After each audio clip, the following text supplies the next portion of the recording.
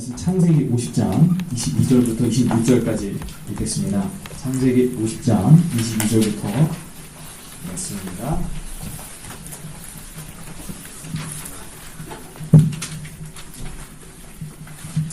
창세기 50장 22절부터 26절까지 말씀을 제가 봉독하겠습니다. 요셉이 그의 아버지 가족과 함께 애굽에 거주하여 110세를 살며 에브라임의 자손 3대를 보았으며 므낫세의 아들 마길의 아들들도 요셉의 슬해에서 양육되었더라. 요셉이 그 형제들에게 이르되 나는 죽을 것이나 하나님이 당신들을 돌보시고 당신들이 이 땅에서 인도하여 내사 아브라함과 이삭과 야곱에게 맹세하신 땅에 이르게 하시리라 하고 요셉이 또 이스라엘 자손에게 맹세시켜 이르기를 하나님이 반드시 당신들을 돌보시리니 당신들은 여기서 내 해골을 메고 올라가겠다 하라 하였더라.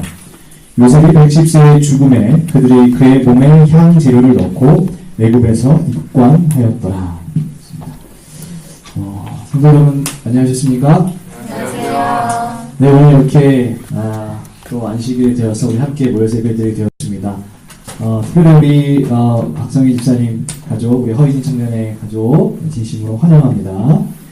오늘 우리가 또 새로운 가끔 이곳에서 예배를 드리지만 항상 드리던 곳에서 예배를 드리지 못하고 또 새로운 곳에서 예배를 드리게 되었는데요.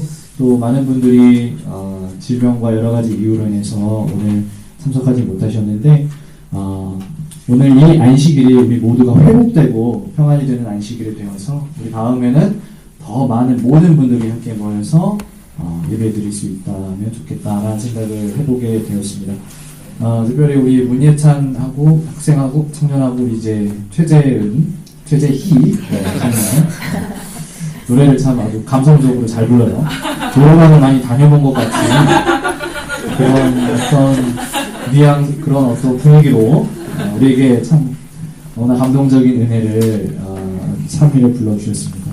우리의 모습 그대로 우리를 사랑하시는 그 하나님 너무나 감사하고 그 모습을 그 하나님을 찬양하는 너무나 귀한 노래였는데 우리가 그 하나님 잊지 않고 살아갔으면 좋겠습니다. 오늘은 창세기의 가장 마지막 이야기, 우리가 너무나 잘 아는 그 창세기라고 하는 그 대서사의 가장 마지막 그 장면을 우리가 함께 공부 좀 나눠보려고 합니다. 우리가 아는 것처럼 창세기라고 하는 책은 무엇으로 시작합니까? 창조, 무엇의 시작, 무엇을 이제 스타트하는 것으로 시작합니다.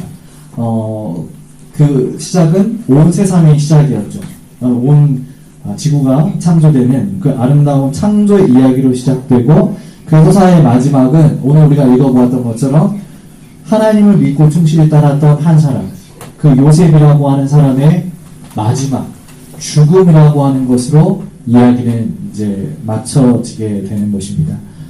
정말 파란만장했던 이 요셉이라고 하는 사람이 누구보다 정말 우여곡절이 많은 삶을 살았던 요셉이라고 하는 사람이 이제 향년 110세의 나이로 이제 그 생애를 마감하게 됩니다. 그 이야기가 창세기의 마지막 이야기인데, 그런데 요셉이 죽기 전 이제 그의 자기의 죽음을 앞두고 이제 자기의 가족들과 형제들과 온 이스라엘 후손들, 자기를 따라서 애굽으로 내려왔던 온 이스라엘 후손들을 모아놓고 이제 마지막으로 이야기를 합니다. 어떤 이야기를 합니다. 우리가 그것을 죽음을 눈앞에 둔 사람이 이제 가족들에게 나누는 마지막 이야기를 유언이라고 하죠. 유언. 이렇게 이제 요셉이 마지막 유언을 하는 것입니다. 근데 여러분, 그 유언이라고 하는 것은 어떻습니까? 이것이 되게 가벼운 이야기인가요? 굉장히 무거운 이야기죠. 네.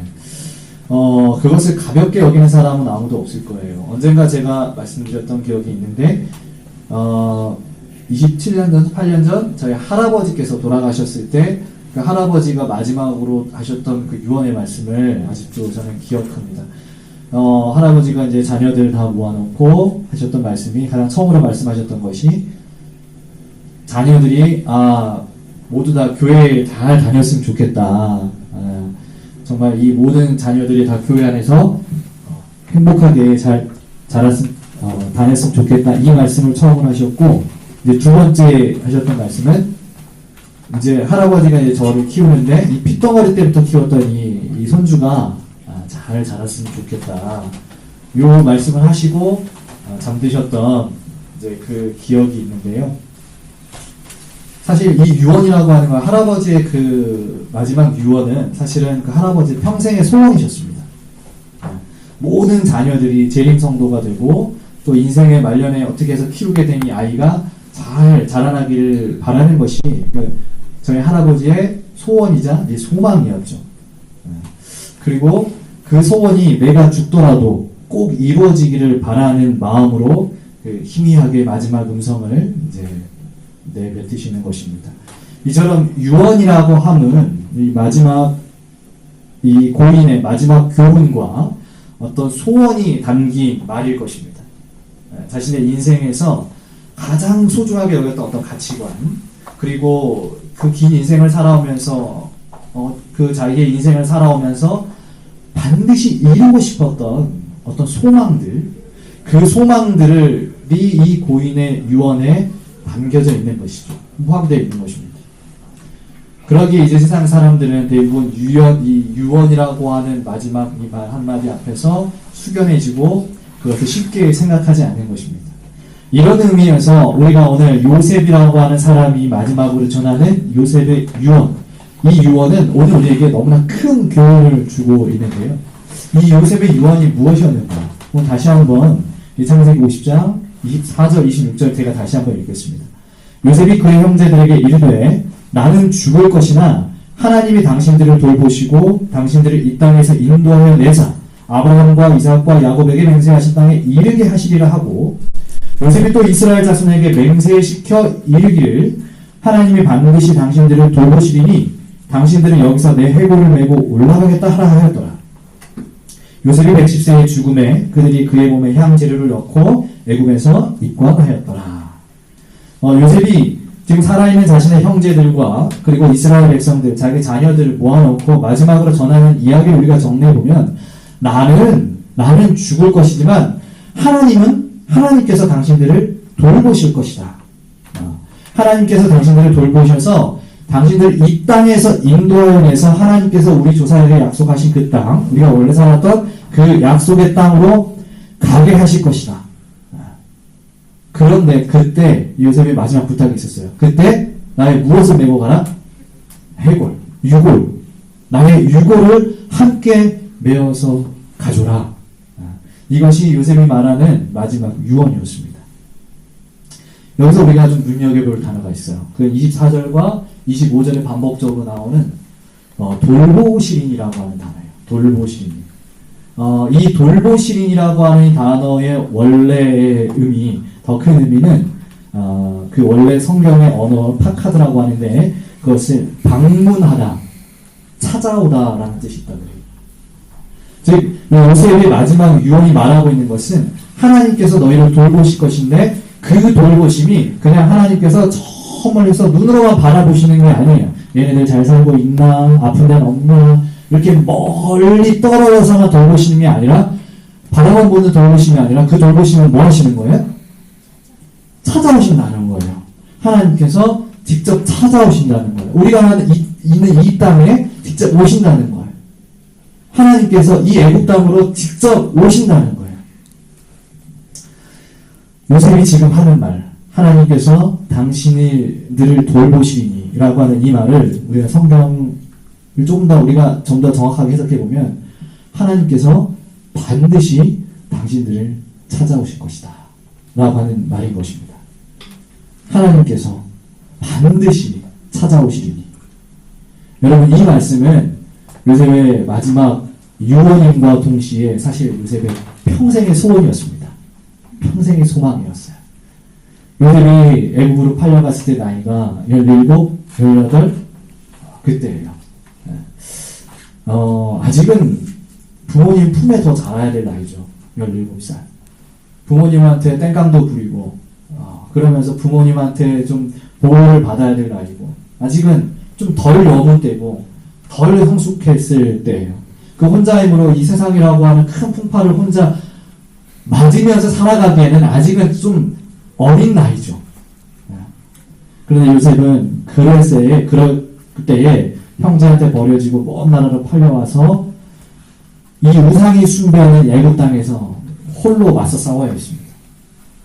너무 외롭고 너무 지치고 너무 힘들어서 눈물이 나올 때 그때 요셉의 머릿속에 스쳐 지나가는 한 말씀이 있었는데 그 말씀은 먼 옛날 요셉의 그 증조 할아버지였죠. 아브라함에게 하셨던 하나님의 약속의 말씀이었어요. 창세기 15장 보면은 너희 후손이 아브라함한테 하나님께서 말씀하셨어요. 너희 후손이 이방이 객이 되겠지만 이방의 나그네가 되겠지만 그들을 반드시 돌아올 것이다. 내가 그들을 반드시 돌아오게 할 것이다. 라고 하신 그 말씀을 요셉은 기억하게 되는 거예요.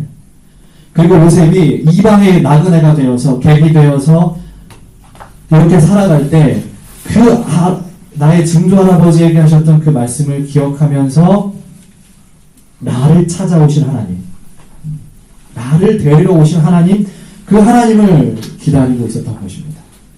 너무 힘들고 외롭고 지칠 때 그 하나님의 말씀, 나를 다시 데리러 오신다는 그 하나님의 말씀을 소망하며 살아가는 거예요. 그런데 이제 너무 안타깝게도 요셉의 생전에 일어났습니까? 안 일어났습니까? 요셉의 생전에 일어나지 않았어요. 자신이 그토록 가졌던 소망, 하나님께서 나를 데리고 다시 고향으로 데려가실 것이라고 하는 그 소망이 아직 그 요셉이 살아있을 때는 일어나지 않았어요. 물론 요셉의 삶에서 하나님께서 그 영향력으로 하나님께서 요셉과 계속 함께 하시면서 요셉을 이끌어 가셨지만 고향으로 돌아간다는 그 바람은 이루어지지 않았다는 것입니다. 가장 중요한 것은 요셉이라고 하는 사람은 실망하지 않았습니다. 그리고 자신이 가졌던 소망, 고향으로 데려가시기 위해서 우리를 찾아오실 하나님을 기다리는 그 소망을 이제 형제들과 야곱의 그 자녀들 앞에서, 후손들 앞에서 간절한 마음을 담아 전하는 것입니다. 오늘 자신을 찾아오실 그 하나님을 소망하며 죽음을 맞이했던 요셉처럼 죽어서라도 내가 고향에 돌아가기를 바랬던 그 소망했던 요셉처럼 오늘 우리가 어쩌면 그와 같은 소망을 가지면서 살아갑니다. 그 소망은 바로 재림의 소망인 것인데 우리는 예수님께서 우리를 하늘로 데려가시기 위해서 반드시 찾아오실 것이라고 하는 그 믿음을 가지고 살아갑니다. 그리고 그 믿음이, 그 소망이 우리에게 용기가 되고 또한 요셉이 그랬던 것처럼 이 우상이 가득한 이 세상에서 우리가 신앙인으로서 그리스도인으로서 믿고 하나님을 믿고 살아가는데 큰 힘이 됩니다.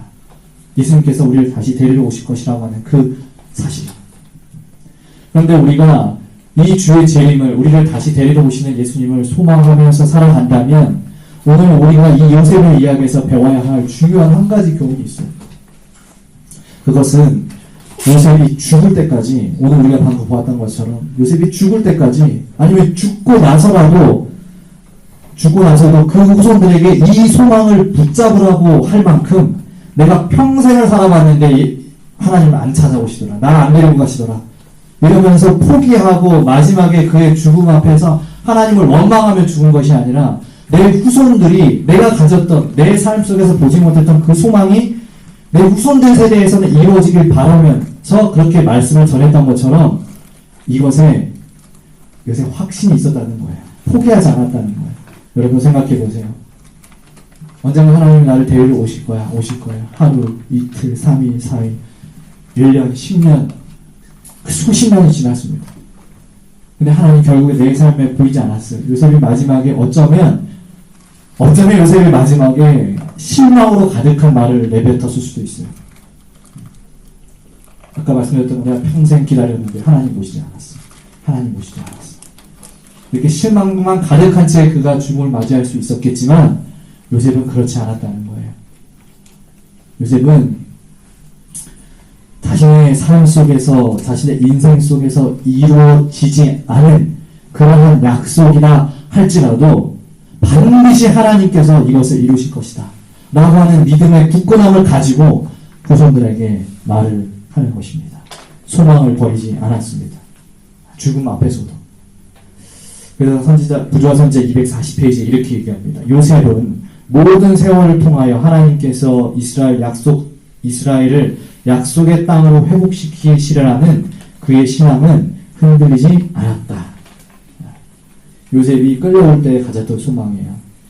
노예 생활하면서 힘든 노동 생활할 때, 누명을 쓰고 감옥에 갇혔을 때, 혹은 나중에 일이 잘 풀려가지고 총리가 되어 온 세상의 사람들을 자기 발밑에 두었을 때, 요셉은 그 어느 때든지 나의 환경과 나의 상황이 힘들 때든지 어려울 때든지 아니면 좀 더 편할 때든지 평안할 때든지 그 어떤 때든지 나에게 어떤 일이 벌어진다 할지라도 요셉은 이 신앙, 소망을 포기하지 않았다라고 하는 것입니다.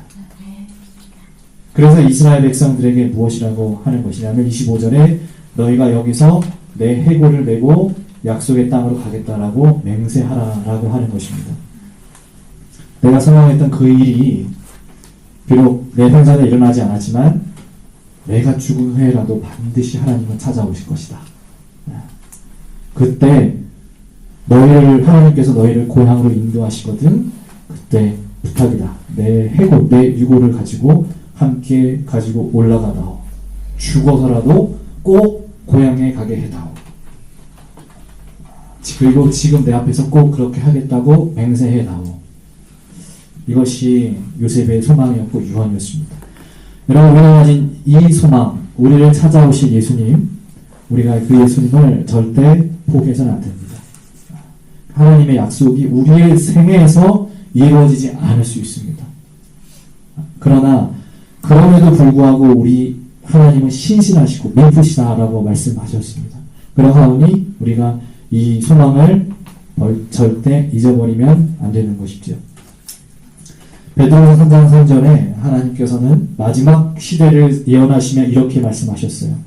베드로서 3장 3절 4절 말씀이에요. 먼저 이것을 알지니 말세에 조롱하는 자들이 와서 자기의 정욕을 따라 행하며 조롱하여 이르되 주께서 강림하신다는 약속이 어디 있느냐.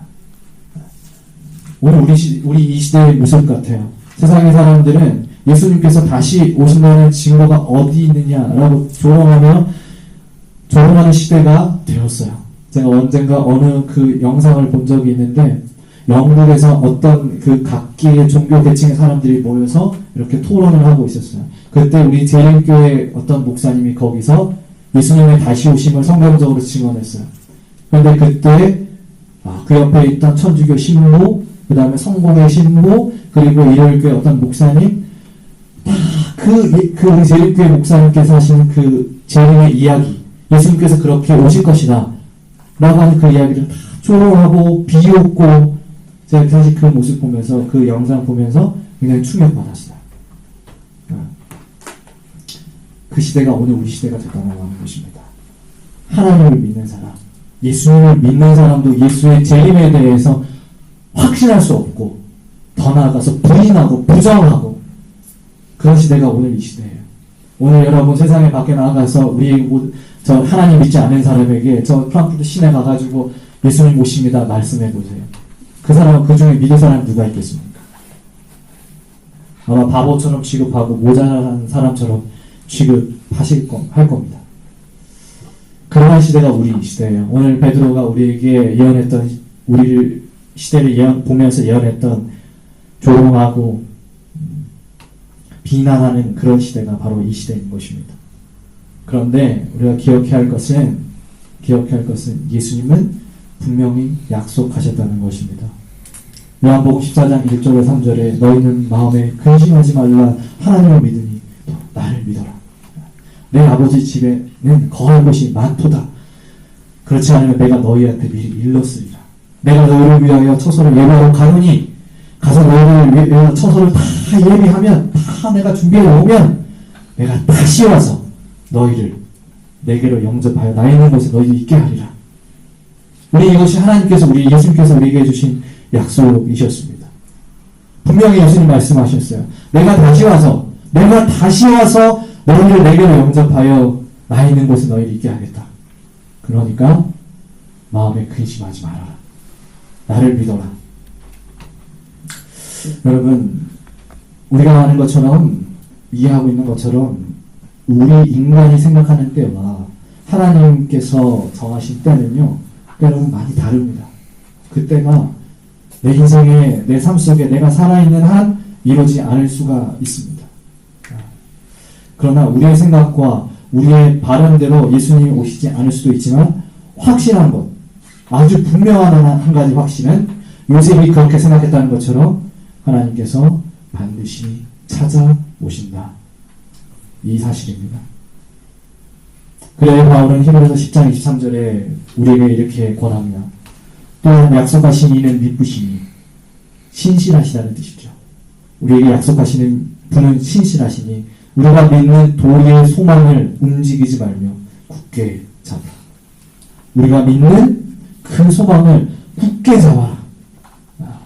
여러분 오늘 우리에게 여러분은 무엇을 잡고 살아가십니까? 혹은 무엇에 잡혀서 살아가십니까? 오늘 지금 하나님께서 바울을 통하여 우리에게 주시는 말씀은 소망을 붙잡으며 살아가라 라고 말씀을 하셨습니다. 그러나 때때로 우리는 세상의 어떤 것들을 잡고 살아가는 나머지 혹은 그 어떤 것들에 잡혀서 살아가는 나머지 그 하나님께서 예수님께서 우리에게 주신 소망을 꼭 뒤로 두고 그 소망이 내 삶에 희미해진 채로 그렇게 살아가고 있지는 않는가. 어떤 약속이 없는 외인처럼 세상의 사람들처럼 그런 희망 없이 소망 없이 세상의 어떤 것들에 붙들려서 그렇게 끌려가고 있지는 않는가. 오늘 요셉이 가졌던 소망, 어떠한 상황에도 흔들리지 않았던 그 소망을 우리도 꼭 붙잡고 하루하루 전진해 나가는 모든 분들 되시기를 기도합니다. 우리가 이처럼 소망을 끝까지 붙잡고 포기하지 않고 또한 이 소망을 우리의 삶에 언제나 기억하고 그렇게 살아간다면 우리는 실제적으로 앞서 말씀드렸던 것처럼 예수님 재림하실 때 예수님을 대면할 수 있는 그 어떤 복을 누릴 뿐만 아니라 하늘에 가게 되는 은혜를 누릴 뿐만 아니라 이 땅에서도 요셉과 같은 삶을 살아갈 수 있을 것입니다. 여러분 요셉의 이야기 다 아실 겁니다. 여러분 요셉의 삶이 어떻습니까? 좀 부러움이 있지 않습니까? 없나요? 요셉처럼 살고 싶지 않으세요? 요셉이라고 하는 사람 다 아시잖아요? 그 사람처럼 살고 싶다라는 생각 안 해보셨어요? 안 해보셨군요. 그런데 저는 이제 우리 성경에 보면 되게 많은 부분의 이야기가 기록되었음에도 불구하고 그 죄가 기록되지 않은 그 죄의 어떤 기록이 굉장히 작은 두 사람이 있는데 다니엘과 요셉이라 그래요. 굉장히 많은 그러니까 뭐 성경에 한 절 한 절 나오는 사람 말고요. 굉장히 많은 분량의 이야기를 주인공으로 장식하고 있음에도 불구하고 죄가 그렇게 기록되지 않은 사람 요셉과 다니엘이라고 그래요. 그런 삶을 우리가 좀 살고 싶어 하지 않으세요? 네.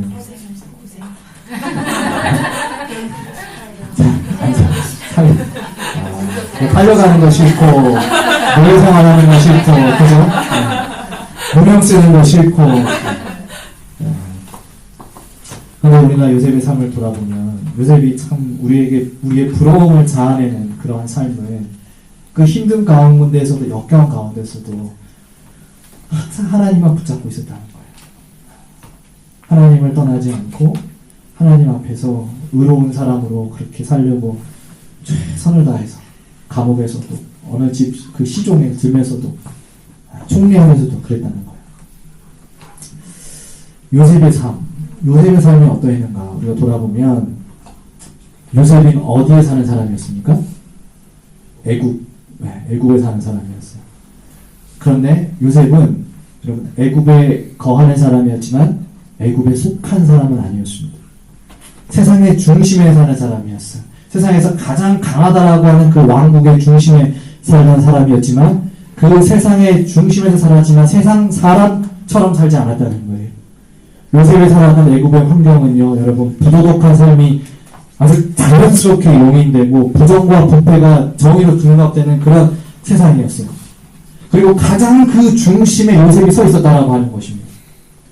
또한 요셉의 시대는 아주 찬란한 이집트의 문화 이집트의 그 역사를 우리가 공부해 보면은 몇 세대에 거쳐서 아주 찬란한 그러한 문화를 이루었었던 때가 있어요. 그런데 요셉의 시대도 그 중에 하나였습니다. 아주 문화가 강력하고 강력한 어떤 국권을 가지고 있던 그런 시대에 그 찬란한 문화하고 권력의 중심자가 누구였냐면 요셉이었다는 거예요. 요셉이 총리였잖아요. 그런데 이런 주인공의 삶이 좋아 보이지만 그리스도인으로 살아가기는 너무나 힘들 때가 있죠. 유혹도 많고 시험도 많은 거예요. 우상숭배에서 비롯된 정말 찬란하고 웅장한 건축물들, 또 그리스도인들과 맞지 않은 어떠한 그리스도인들의 그 검소함과 생활 양식과는 맞지 않은 그런 어떤 생활을 화려한 것들, 또 누군가는 밟고 올라서야 되는 그런 경쟁 사회, 세상 어디에도 하나님의 모습이 보이지 않는 곳이 바로 요셉이 살던 그 요셉의 주위의 시대였다라고 하는 거예요. 요셉의 시대가 바로 그러한 시대였다는 거예요.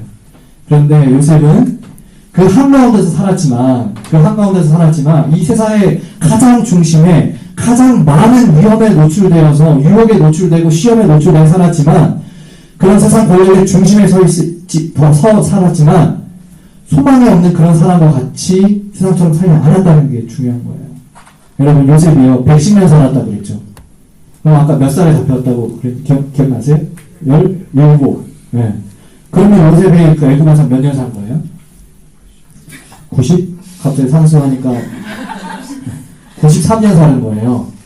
그 애굽이라고 하는 땅에서 93년을 살았어요. 자기 고향에서 하나님 믿고 하나님 잘 믿고 아버지 밑에서 살았을 때는 좋은 환경에서는 17년 살았고 나머지 93년의 환경은 하나님이 보이지 않는 곳에서 하나님이 계시지 않는 곳에서 살았단 말이에요. 하나님의 흔적이 찾아볼 수 없는 그런 우상 숭배직 가운데서 요셉이 거기서 살았단 말이에요. 그런데 요셉은 그 우상 숭배자들과 다른 삶을 살았다는 거예요. 모두가 다 자기만 생각하고 다른 사람 쳐다도 보지 않을 때 요셉은 자신의 어떤 정치적 영향력을 발휘해가지고 흉년이 들었을 때 자기와 전혀 상관없는 먼 나라의 사람들에게까지 곡식을 나눠줄 수 있는 넉넉함을 가지고 살았어요. 또 모두가 다 우상을 숭배하면서 특별히 이집트의 그 귀족들이 왕들이 앞다투어서 그 피라미드 만들고 미라를 만들고 자기의 어떤 영생을 위해서 그렇게 살아가려고 우상에 숭배하면서 살아갈 때 요셉은 자기의 회고를 이스라엘 백성들에게 맡기며 가나안으로 가길 소망했고 하나님의 약속을 소망하며 살았다는 거예요. 모두가 다 자기의 회고를 미라로 만들어 영원 불변의 삶을 살고 싶어 할 때 요셉은 그 우상의 문화에 젖어들지 않았다는 것입니다. 네.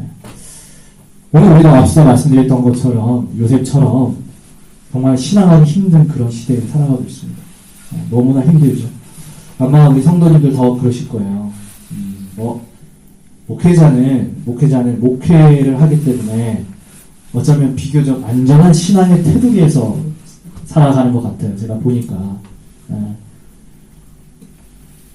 힘들어도, 영적으로 힘들고, 신앙적으로 힘들어도 교회 나와야 되고, 그죠? 말씀 봐야 되고, 기도해야 되고. 이게 이제 목회자의 삶이에요. 어쩌면 너무나 축복받은 직업이죠. 그런데 우리가 성도님들의 삶, 한 분 한 분 보면은, 이 삶의 현장에서, 세상의 한가운데서 너무나 많은 시험들이 있어요. 너무나 많은 유혹들이 있어요. 그것과 싸우면서 살아가는 우리 성도님들이 보면은, 굉장히 힘들어 보일 때가 있어요. 직장 생활하면서 내가 믿는 신앙하고 내가 해야 하는 일하고 부딪힐 때 도대체 어떻게 해야 되나 갈등되고 유혹될 때 목회자는 내가 하나님께서 나한테 하라고 하신 일과 내가 해야 하는 일이 충돌되지가 않아요. 대부분. 그런데 그렇지 않은 분들 우리 성도님들의 삶을 보면은 그런 반대가 너무 많은 거예요.